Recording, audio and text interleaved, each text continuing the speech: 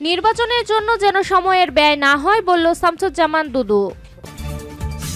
এদিকে অবরোধ হরতাল সহ ফেব্রুয়ারি মাসব্যাপী আওয়ামী লীগের কর্মসূচি। এছাড়া জুলাই ঘোষণাপত্রের পূর্ণাঙ্গ রূপ দেবে বিএনপি। আরও থাকছে বিদেশে বাংলাদেশের নেতিবাচক প্রচারণা হচ্ছে বলল নুরুল হক নূর। এবং সর্বশেষ জানিয়ে দেব, দেশের সার্বভৌমত্বকে বন্ধক রেখে ক্ষমতা পাকাপোক্ত করতে চেয়েছিলেন হাসিনা বলল নয়ন। শিরোনাম শুনছিলেন, এবার বিস্তারিত। নির্বাচনের জন্য যেন সময় ব্যয় না হয় বলল শামসুজ্জামান দুদু।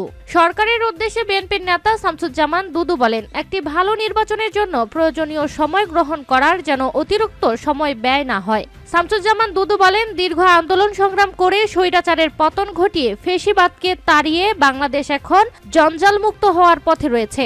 গ্রহণযোগ্য এবং অংশীদারিত্বমূলক নির্বাচনের মধ্যে একটি গণতান্ত্রিক সরকার দেশ পরিচালনা করবে, এই লক্ষ্য নিয়েই কাজ করছে বিএনপি।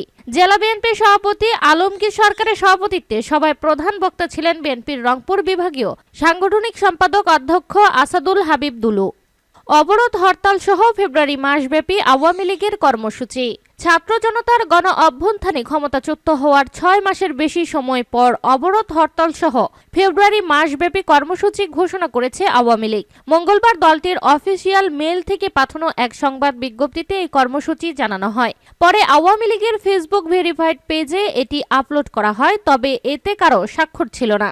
ঘোষিত কর্মসূচির মধ্যে রয়েছে কর্মসূচি সমূহ: 1 থেকে 5 ফেব্রুয়ারি লিফলেট বা প্রচারপত্র বিলি, 6 ফেব্রুয়ারি প্রতিবাদ মিছিল ও সমাবেশ, 10 ফেব্রুয়ারি বিক্ষোভ মিছিল সমাবেশ, 16 ফেব্রুয়ারি অবরোধ কর্মসূচি এবং 18 ফেব্রুয়ারি দেশব্যাপী সকাল সন্ধ্যা সর্বাত্মক কঠোর হরতাল। এতে বলা হয়, অবৈধ অসাংবিধানিক সরকারের অপশাসন, নির্যাতন, নিপীড়নের প্রতিবাদ, দেশের জনগণের অধিকার প্রতিষ্ঠা ও ইউনূসের পদত্যাগের দাবিতে এই কর্মসূচি দেওয়া হয়েছে। দেশের মানুষের রাজনৈতিক ও গণতান্ত্রিক অধিকার আদায়ে এই সকল কর্মসূচিতে কোনো প্রকার বাধা প্রদান করা হলে আরো কঠোর কর্মসূচি ঘোষণা করা হবে বলেও হুঁশিয়ারি দেওয়া হয় বিজ্ঞপ্তিতে। মাসব্যাপী এই কর্মসূচির কারণ হিসেবে শেখ হাসিনা সহ অন্যান্যদের বিরুদ্ধে মিথ্যা হত্যা মামলা দায়ের করার দাবি করে এই মামলা সহ অন্যান্য মামলার প্রত্যাহার এবং প্রহসনমূলক বিচার বন্ধ সহ আরও কিছু কারণ উল্লেখ করা হয়।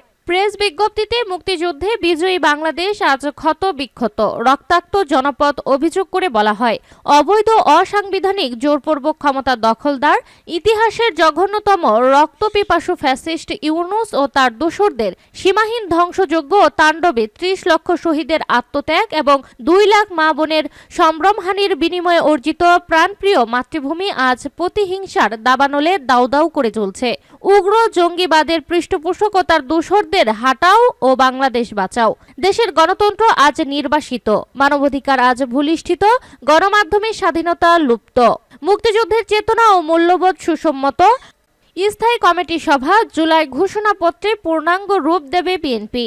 ৭১-এর মুক্তিযুদ্ধকে ভিত্তি করে জুলাই বিপ্লবে ঘোষণাপত্রকে পরিমার্জন করে তা চূড়ান্ত করবে বিএনপি। এরই মধ্যে ছাত্রদের দেওয়া ও ঘোষণাপত্রের খসড়ায় 1 দফা সংশোধন আনা হয়েছে। আজ বুধবার আবার স্থায়ী কমিটির বৈঠক হওয়ার কথা রয়েছে।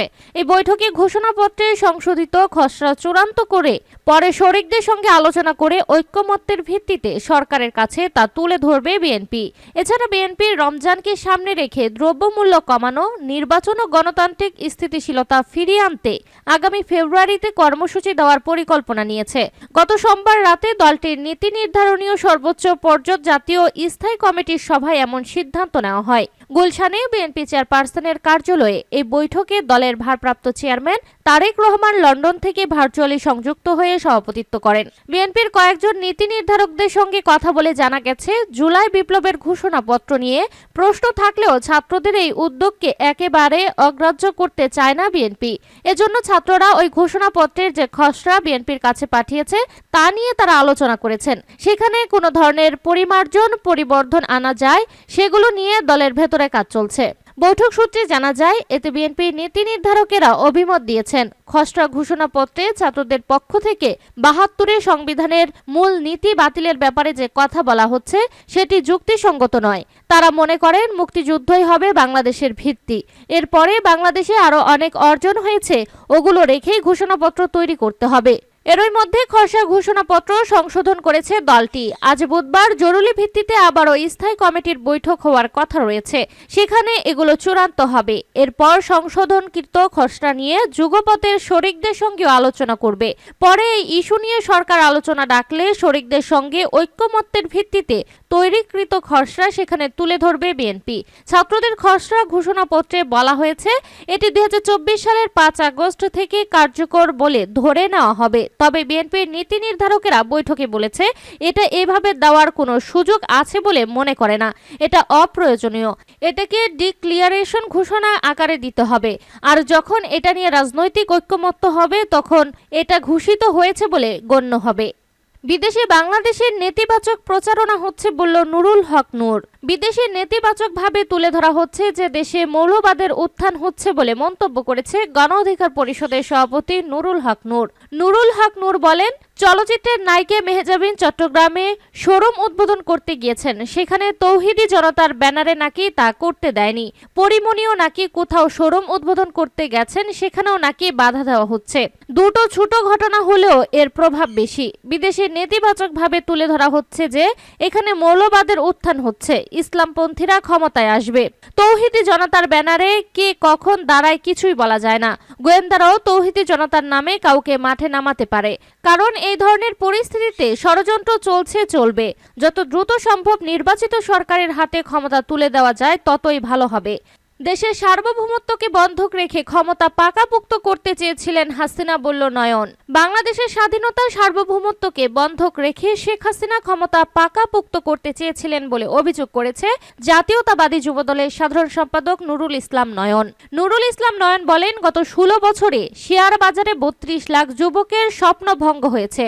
আমরা তিস্তার পানির ন্যায্য হিস্সা পাইনি, অথচ ফেনী নদীর পানি আমাদের দিতে বাধ্য করেছিল ফ্যাসিবাদী সরকার। তিনি আরো বলেন, সারা দেশে বিএনপি ও এর সকল অঙ্গ সহযোগী সংগঠন যে শক্ত ভিত্তির উপর দাঁড়িয়ে আজ এতটা শক্তিশালী অবস্থানে রয়েছে তা শহীদ রাষ্ট্রপতি জিয়াউর রহমানের হাত ধরেই।